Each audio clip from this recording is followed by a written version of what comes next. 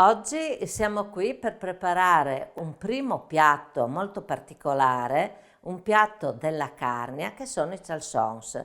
La ricetta che io utilizzo è una ricetta elaborata da Gualtiero Marchesi che, avendoli assaggiati a Tolmezzo, era rimasto molto colpito e aveva pensato di elaborare, diciamo così, una sua variante che io utilizzo perché è una ricetta che contiene tutti i sapori dell'inverno e anche del Natale. Vedete, abbiamo i fichi, le prugne, l'uvette, la marmellata di mele e cotogne, il cacao amaro, un po' di cannella, della ricotta, un po' di pera grattugiata e poi per condire c'è la ricotta affumicata, burro e salvia e ancora cannella con un pizzico di zucchero. L'impasto poi è molto particolare perché la pasta sarà fatta con patate lessate e preparate come si fa il purè e della farina del peso tanto quanto pesano le patate. Vi voglio dire una cosa particolare dei charsons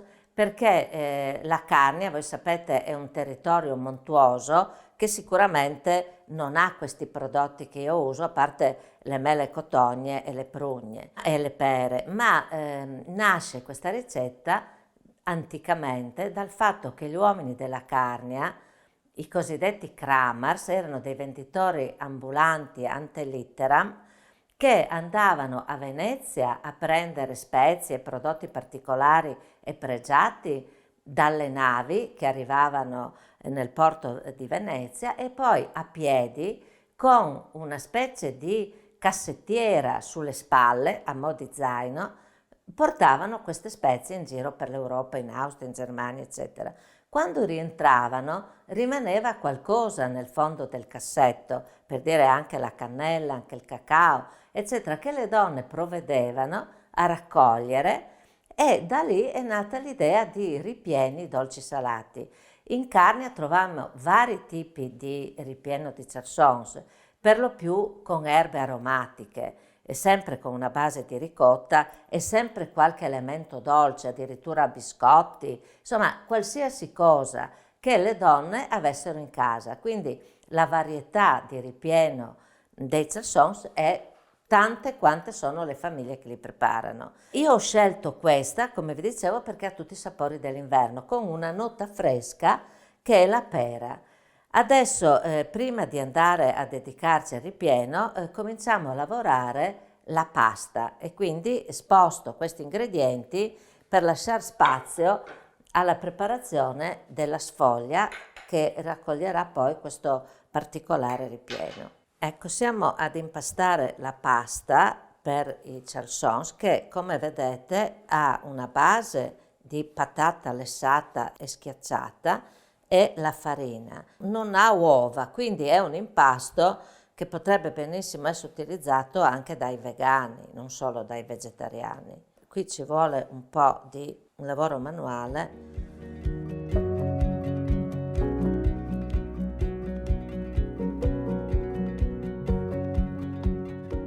L'impasto è quasi pronto, però bisogna renderlo elastico perché altrimenti non riusciamo a tirarlo bene con il mattarello e a fare la base per i nostri charsons. Quindi va un po' lavorato ancora e io dico sempre l'impasto della pasta va maltrattato e quindi in questo senso anche lo batto un po' e questo lo rende elastico e come vedete si sta appiccicando e non deve appiccicare, quindi va lavorato ancora, va tirato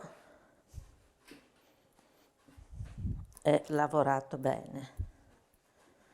Chiaramente si può utilizzare anche un'impastatrice se non si vuole far fatica, ma qui noi oggi lavoriamo come facevano le nostre mamme e le nostre nonne, cioè a mano. L'impasto ormai è bello liscio ed elastico, per cui io preparo una palla, la metto all'interno di una pellicola e la si lascia riposare almeno mezz'ora. Se poi avete altre cose da fare può restare anche qualche ora per poi riprenderla e stenderla col mattarello come vedremo più tardi. Quindi adesso la chiudo nella pellicola perché non si secchi, altrimenti diventa difficile tirarla bene. La lasciamo così a riposare mentre io vado a preparare il ripieno. Parto grattugiando un po' di pera fresca, mentre gli altri ingredienti, come vedete, sono tutti ingredienti secchi. La pera dà quella nota di umidità e di freschezza che serve anche a lavorare il ripieno. Ne bastano circa un 30-40 grammi, quindi proprio molto poco.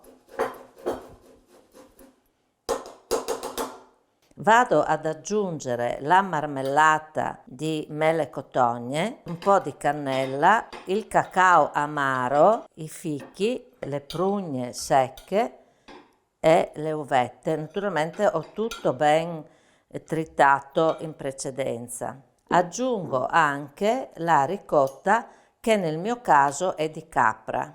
Vado ad amalgamare molto bene questo impasto. Poi anche l'impasto lo lasciamo riposare un po' perché si amalgami bene, perché i prodotti secchi prendano l'acquosità, diciamo così, la morbidezza dalla pera e dalla ricotta che ho inserito.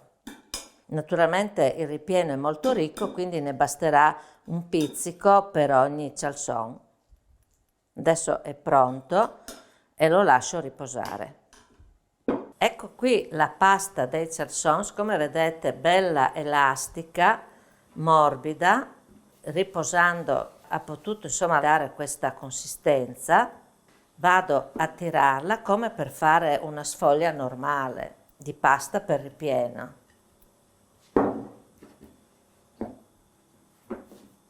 Bisogna che diventi abbastanza sottile.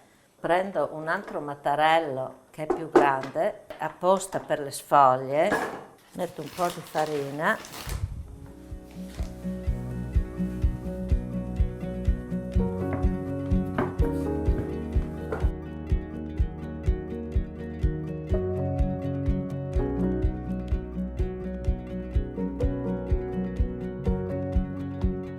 Penso che possiamo anche pensare che sia arrivata al punto giusto, quindi adesso faremo dei cerchietti in questo modo che andremo a riempire con un po' di impasto, proprio una piccolissima nocciolina. Dobbiamo avere le mani pulite perché altrimenti questa cosa non si riesce a fare per bene, quindi si fanno tutti i cerchi e poi si mette l'impasto all'interno, e la particolarità del salson è che sta in piedi perché viene ripiegato in questo modo, vedete?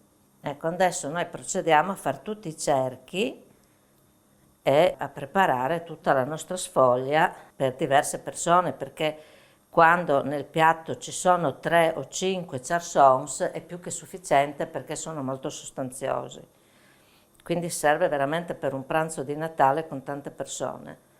Ecco, i charsons sono pronti, consideriamo di servirne circa 5 per ogni commensale perché sono molto sostanziosi, o anche 3 se il pranzo e il menù è molto ampio. Adesso li metto in acqua salata che ho provveduto a far bollire, e quando saliranno a galla come gli gnocchi sono pronti. Cerco di metterli in modo che non si tocchino fra loro, se mai possibile, e adesso li lasciamo bollire. Mentre i charsons si stavano cucinando, io ho preparato il sugo che è a base di burro e salvia, naturalmente fatto sciogliere. Lo verso non tantissimo sopra ogni charsons, una spruzzatina di zucchero con cannella che ho preparato a parte e un po' di scaglie di ricotta affumicata. E il piatto è pronto.